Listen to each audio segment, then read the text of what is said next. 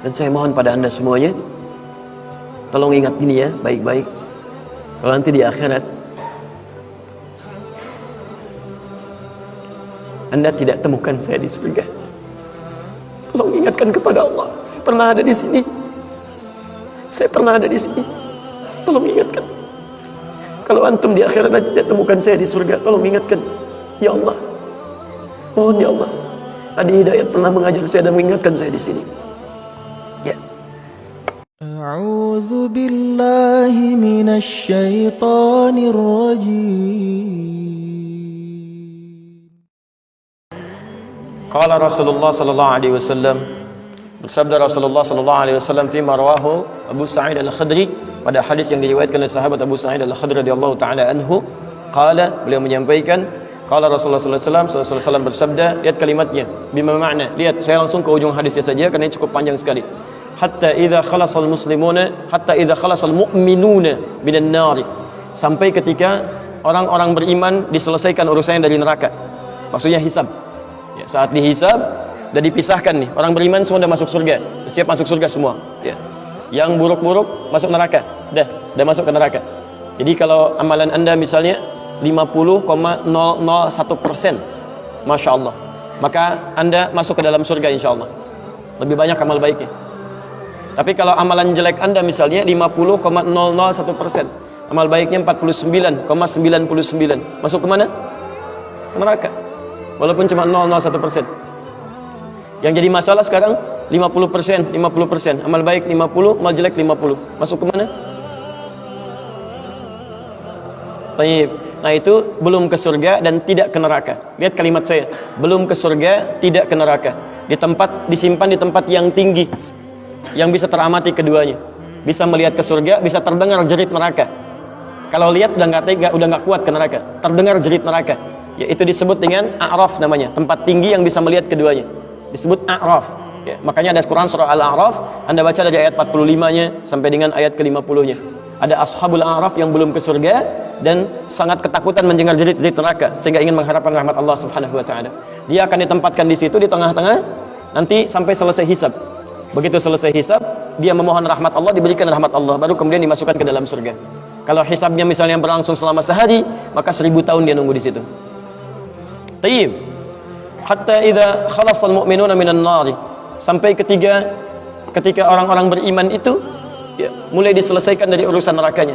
Taib, sudah mulai masuk ke dalam surga. Ini sudah selesai, mau masuk ke dalam neraka dan dimasukkan, masuk semuanya. Apa yang terjadi? Ma minkum min ahadin bi ashaddi munashadatan lillahi fi istiqsa'il haqqi li ikhwanihi tayyib minal mu'minina lillahi minal mu'minin.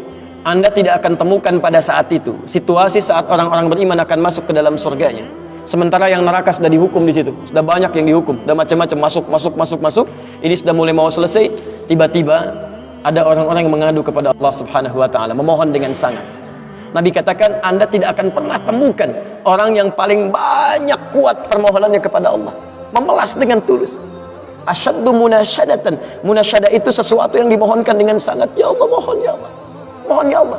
Fawalladzi nafsi biyadi, sampai Nabi berkata, maka demi Allah yang jiwaku ada di tangannya. Ini Nabi bersumpah dengan jiwanya. Tidak pernah ada kalimat dalam hadis ya, kalimat seperti ini kecuali menunjukkan itu sangat serius. Ingat, sangat serius. Dan ada sesuatu yang penting di dalamnya. Nabi serius menyampaikan ini. Kita jangan anggap bercanda gitu kan. Falladzi nafsi biyadi, maka demi jiwaku yang ada di tangan Allah Subhanahu wa taala, yang bisa diwafatkan kapan saja. Lihat kalimatnya. Fayaqulu, maka mereka berkata, fayaqulu, maka mereka berkata, ya Rabbuna, wahai Rabb kami yang tengah merawat kami di dunia, memberikan kecukupan, memaafkan kami, mengampuni kami, dan memberikan nikmat surga sekarang.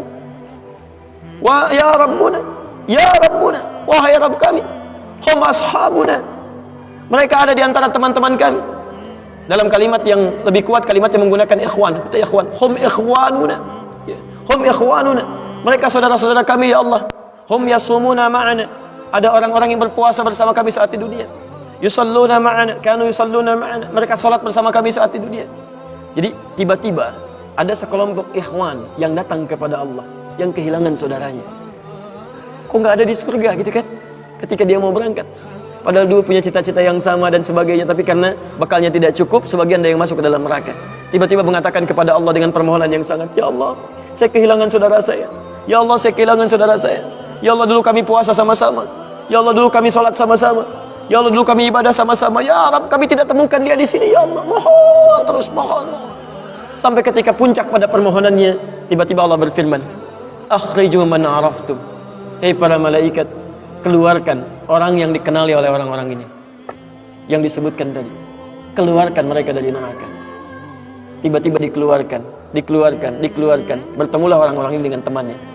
Sampai Allah kemudian dengan rahmatnya katakan lagi, akhriju man kana fi qalbihi mithqala dzarratin minal iman. Keluarkan sampai yang ada titik terkecil iman dalam hatinya, keluarkan dari neraka. Bahkan hadis ini ada di Al-Bukhari nanti, ya ada di Al-Bukhari nomor hadis ke-14, posisi paling kiri sebelah bawah, ya, tayyib. Sampai mereka kemudian dikeluarkan dalam keadaan gosong, sudah mulai terbakar habis dan dimasukkan ke dalam surga kemudian. Setelah selesai hisabnya di dalam nerakanya, dikeluarkan dari situ. Jadi ada orang-orang yang dengan syafaat temannya bisa keluar dari neraka, masuk ke dalam surga. Ada yang sama sekali tidak membantu itu. Ya, dosa-dosa yang begitu besar tidak bisa keluar dan kekal dia di dalam neraka. Walaupun dia merasa beriman kepada Allah, tapi digugurkan keimanannya dengan ibadah-ibadah yang melanggar ketentuan Allah, seperti syirik dan sebagainya. Tapi poinnya adalah tiba-tiba ada segolongan teman yang memohon kepada Allah Subhanahu wa taala, ya Allah, kami puasa sama-sama, kami ibadah sama-sama, kami sholat sama-sama, ya Allah, cuman saya nggak temukan dia di sini. Itu indah.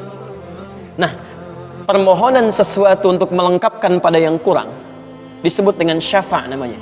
Pelengkap yang kurang disebut dengan syafa'. Makanya di tarawih itu ada salat syafa'.